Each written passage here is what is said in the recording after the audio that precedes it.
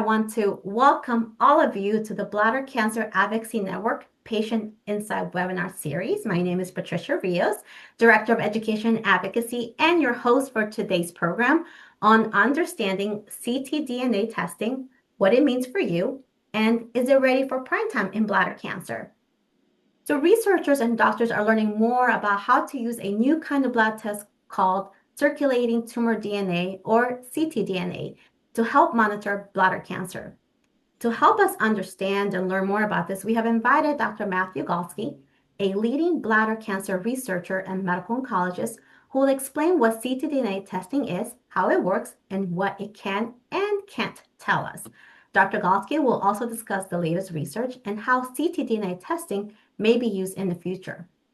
A little background on our guest speaker. Dr. Matthew Galsky is a medical oncologist focused on the care of patients with bladder cancer. He completed his medical oncology training at Memorial Sloan Kettering Cancer Center. After completing training, he joined the faculty at Sloan Kettering to pursue focus on clinical care and research related to bladder cancer. In 2010, he was recruited to the Tisch Cancer Institute, Mount Sinai School of Medicine as Director of Genitourinary Medical Oncology, where he's currently a professor of medicine and associate director for translational research and co-leader of the Cancer Clinical Investigation Program. Dr. Galsky's research focuses on the development of new approaches to treat bladder cancer. And without further ado, I'm going to hand over the screen to Dr. Galsky for today's webinar on understanding ctDNA testing, what it means for you, and is it ready for prime time in bladder cancer? Dr. Galsky, it's a pleasure to have you, and the screen is all yours. Thank you, and thanks for that really nice introduction. So I'm going to share my screen. Thanks to everyone for joining today. I'm excited to talk about this new technology. I think there's a lot that we don't know. We're learning a lot every day, and it seems like at every meeting there's more data on ctDNA. So I'm going to talk to you a little bit about this technology, how it's evolved, what we know today in terms of clinical decision making, what we don't know, and where we think this technology might be going in the future. A few disclaimers maybe. I'm going to focus more on context of use than technology. And what I mean by that is that we say ctDNA stands for circulating tumor DNA, but of course there's a bunch of different tests that can be done to detect ctDNA, and there are new tests being developed every day. And so those tests aren't necessarily equivalent. And so when we talk about these tests, we really have to specify which test we're using. And that's the case for any medical test. And then the second disclaimer is that I'm really going to focus on muscle invasive bladder cancer because that's where most of the data has evolved. We will see data in other clinical disease states of bladder cancer with ctDNA evolving. But right now, this is where the emphasis has been. And it's been on muscle invasive bladder cancer for some fairly straightforward reasons, which I'll touch on. So cells in the body, when they die, they shed DNA into the blood. As you know, DNA is the genetic material inside of all of our cells. It's the cookbook, if you will, for determining how cells should make proteins, and then determines function of cells in our body. And so when cells die, that genetic material gets released into the blood, and that can be measured, and that's referred to as cell-free DNA, just because it's DNA that's free from a cell, cell-free DNA. So that can be detected in the blood, and that's been known for some time. And I'm actually going to show you one slide on some historical data in terms of when these discoveries were made. But that's been known for some time, and it was only later that it was determined that a fraction of that DNA that's normally present because it's released from dying cells, a fraction of that in individuals who have cancer is released from cancer cells. And so the idea here is to be able to pick out that DNA that's being shed from cancer cells rather than normal cells. And that's been a major technical hurdle for many, many decades. But now we're seeing this become reality in terms of the ability to test for this DNA shed from cancer cells within the blood. You can see in these two figures here that there is some correlation between clinical features in the ability to detect circulating tumor DNA in the blood. In general, and this is not an absolute, but in general, larger tumor size or higher tumor stage is associated with a higher likelihood of being able to detect abnormal DNA in the blood shed from cancer cells. So as I mentioned before, it's been known that cell-free DNA is present in the blood for a long time. In fact, there was a paper in 1948 that described that. And then in the 1970s, there was a paper that showed that individuals who have cancer generally had a higher load or a higher amount of cell-free DNA in their blood than patients without cancer. And then later, what that DNA was, the precise DNA that was found to be abnormal shed from cancer cells was determined and described in a paper. So you can see here that this is not necessarily a new concept, but it's a concept that's evolved over decades of really innovative and careful work to be able to translate this scientific discovery into potential clinical actionability. And one of the reasons that I show this slide is just that it takes time.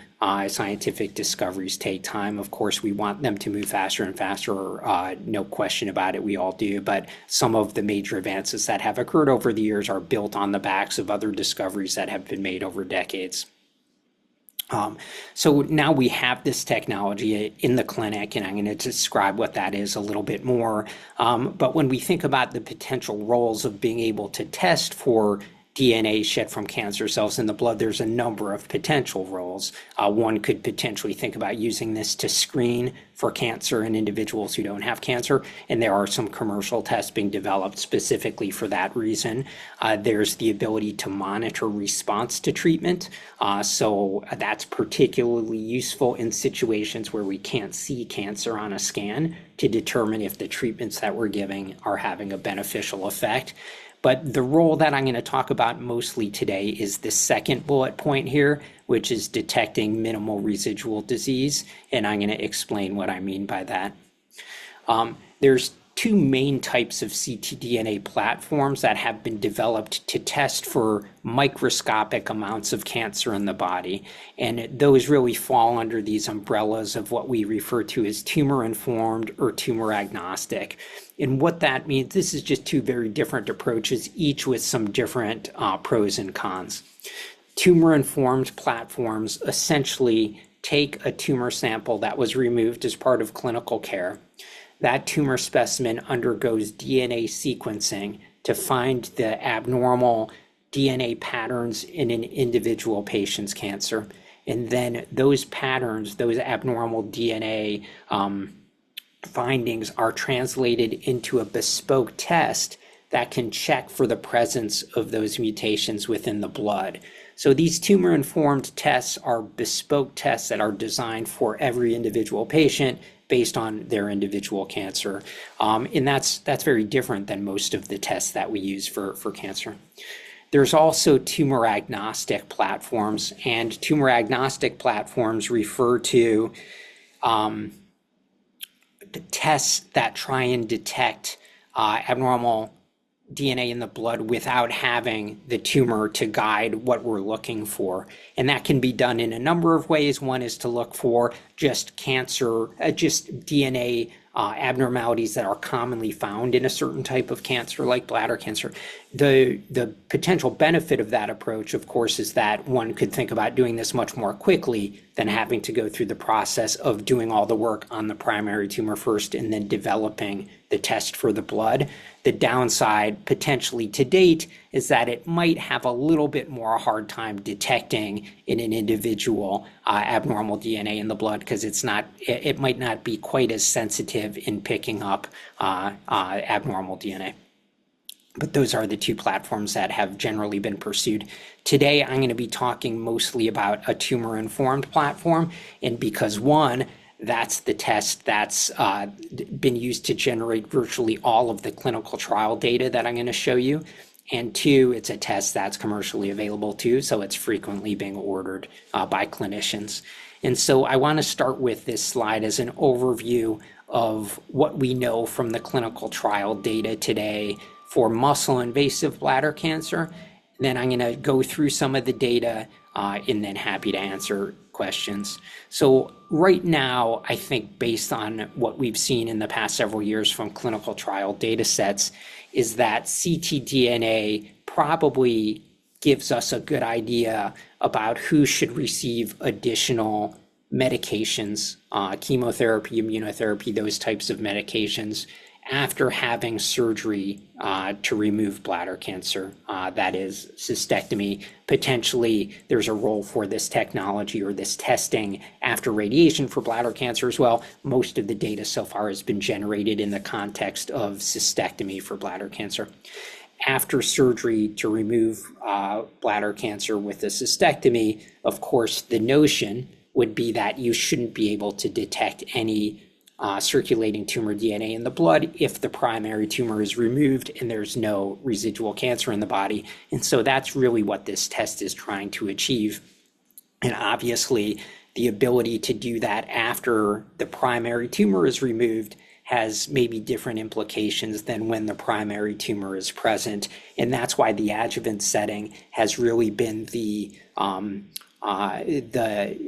clinical disease state where most of the data has been generated to date, because that's really where we have the toughest time determining whether or not an individual should receive additional treatment or not. And I'm going to come back to that point and maybe explain it a little bit better and in a different way. What I think we don't know for sure yet is if you have a DNA test after cystectomy and it doesn't show any detectable tumor DNA, I don't know that the data so far tell us definitively that we can avoid giving medications after surgery. And I'll show you the data and why I'm coming to that conclusion. And then finally, of course, giving systemic treatment like chemotherapy and immunotherapy prior to cystectomy, what we refer to as neoadjuvant treatment, has become a very standard treatment. So that raises the question, can we use this testing to decide who should get neoadjuvant therapy before surgery versus just have surgery alone? And I don't think the data are quite there that we could use this test to not give neoadjuvant therapy. I'll show you why. We need more data. As the tests get better and better, maybe we will be able to address that question more definitively.